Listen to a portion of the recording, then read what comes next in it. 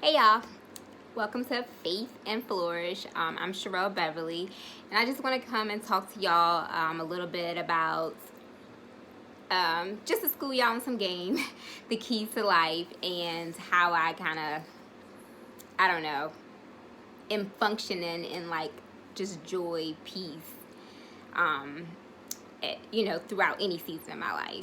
And it all started with like my spiritual journey and like my journey of self-love. And for me, the key to life is really a life rooted in righteousness, a life rooted in the teachings of Jesus.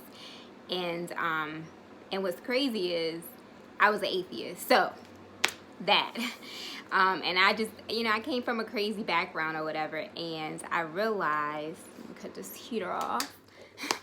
And I realized that life wasn't working right for me. Like, it just didn't go right. And I ended up in just bad relationships. And I thought I knew what I was doing, what I wanted, but the truth is, it's never really taught to you when you're younger, like how to love yourself, how to love other people, how to be in relationships, faith, how to survive the things of life, because life will beat you down, okay? So, I got to a point, after going through stuff, that I just really got fed up with. I was like, it has to be something better than this. It has to be life better than this, because I keep hitting all these roadblocks, and it was just crazy. And so what happened was, I heard from God, and I was an atheist, meaning that I professed that God wasn't real. Like, prove it, okay? I'm all about science. And, now I understand it a whole lot more, but nobody could prove it, right? Nobody could prove their faith. They're like, oh, just believe, just believe. But I think the main thing about like how to share your faith is really your testimony. And so that's the only thing I can share with you. I'm not here to share anything about what you should believe in, but I can share my testimony. And for me, I want to really talk about relationships, because I feel like relationships are tearing our lives down. And I just remember, like, just for me, like, I ended up in bad relationships, or just things that weren't good for me, all because I didn't know self-love. We profess that we love ourselves, like, yeah, I love myself, I'm looking in the mirror, I look good, whatever. But what are your actions showing? And how I feel about even love, I feel like love is an action. So people can tell you that they love you, but what are they doing? Like, how are their actions? Because if they're saying they love you and then they're treating you terrible, that's not love, And so I had to look at myself in the mirror and say, wait a minute. You say that you love yourself, but why are you doing these things? And so I had to just come to a place, and so how I started developing my relationship with God, I heard from him, and I told him straight up. I was like, God, I don't believe in Jesus. I don't believe in this Bible. I don't believe in none of that. My dog is huffing and puffing over here, but I don't believe in none of that. And so, but he just started revealing stuff to me, just showing me how he had been there for me in the trials in my life, and I'm like, wow. And then he came in like a really crazy time of my life, and helped me get over one of the worst depressions of my life. And he just walked with me. And I just started to understand the peace and the joy of the Lord. So even if your situation isn't all the way right, you can still have joy and peace. Like, I promise you. And it's like no other. Like, forget happiness. Happiness is contingent on stuff, right? No, I'm talking about pure joy, pure peace in your hell. So, and so I don't want to make this video long, because I know I'm going to have to talk about a lot of stuff.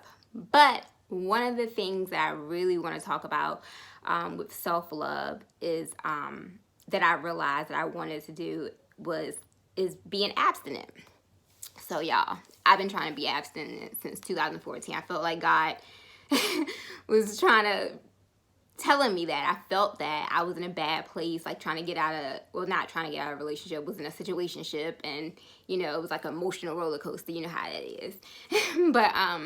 but I was on like an emotional roller coaster and was trying to heal over that, and I felt called to be abstinent, but I struggled. This is in 2014, so I've been struggling, right? Well, not now, but I was struggling because I came from being addicted to sex. I was addicted to sex. I was addicted to porn. I was addicted to all that, and I wasn't convicted by it, right? That was what I did. That's what everybody did, and I liked it. It made me feel good. I didn't really care about guys. I wasn't the one to want to really be in a relationship like that. Not saying I didn't want to be in a relationship, but I was focused on my career, schooling. And so basically, I want to say, and I want to go on this, like I said, I don't want to make this video too long, but what I want to say is when I look back over my life and I'm like, wow, like a lot of your things that took you down was your involvement with other people, and specifically my involvement with men, the men in my life. Even if it was lighthearted, I'm like, oh, I'm just looking for friends with benefit. No, it turns out to be more than that, and you get more than what you asked for. And a lot of that is because you're developing a soul tie, and I'll break it down to you like this, like, in the old days, like when a man entered a woman, that was marriage, right? And so it's still the same thing. Sex is meant for marriage, and so everybody's around here laying down with everybody, and so they're developing these emotional soul ties. And I don't know if you ever felt like this. Like, let's say you started dealing with a guy, right? And all of a sudden you start to adapt some of the things that they're going through. They might be a little depressed, because there'd be a lot of depressed guys. I came across a lot, but you start developing. Nothing's going on in your life like that, but you started to get it or whatever, and you start to get this false attachment. And us being women, we got to realize just that women and men were created differently.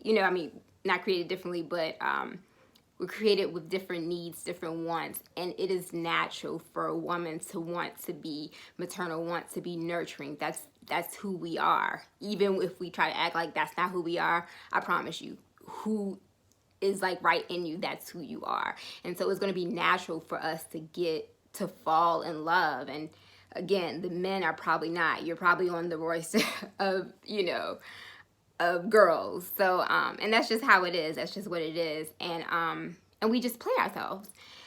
And so basically I ended up, like two of the major times where I end up like, I can say that it was just took me on two of the worst depressions of my life.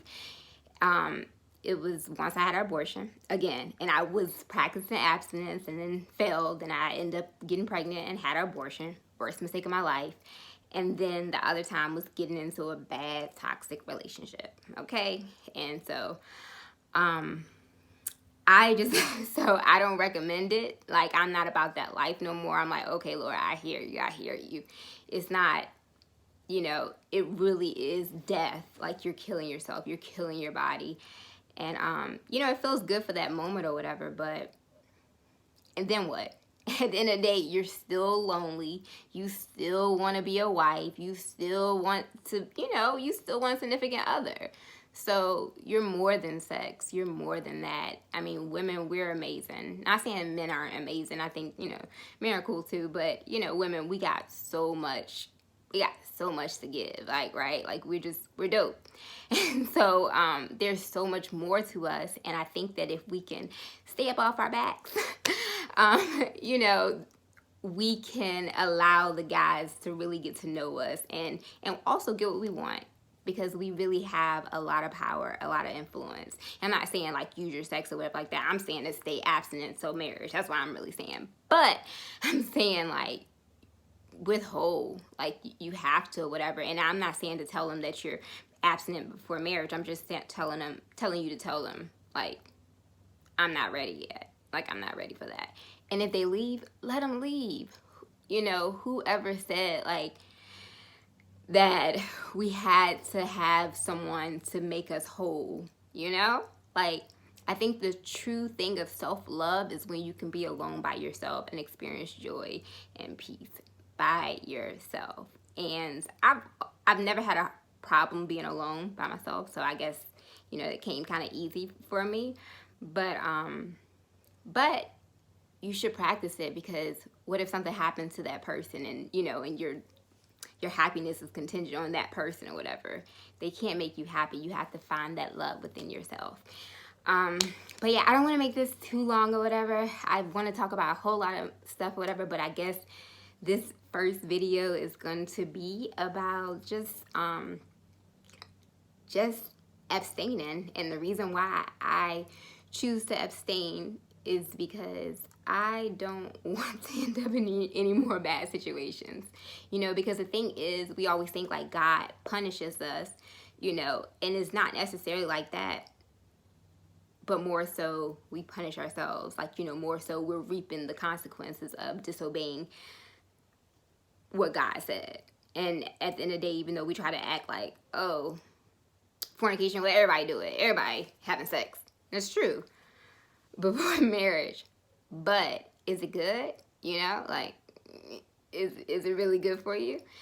So, you know, I challenge you to look over your life and just see, you know, what choices did you make in your life that you like, man, if I would have withheld that, if I would have did that differently, you know, maybe I wouldn't be in this. Or maybe you're in something that is bad. Trust me, I've been in, like I said, bad relationships. And if you are and you see those red flags, that's another thing.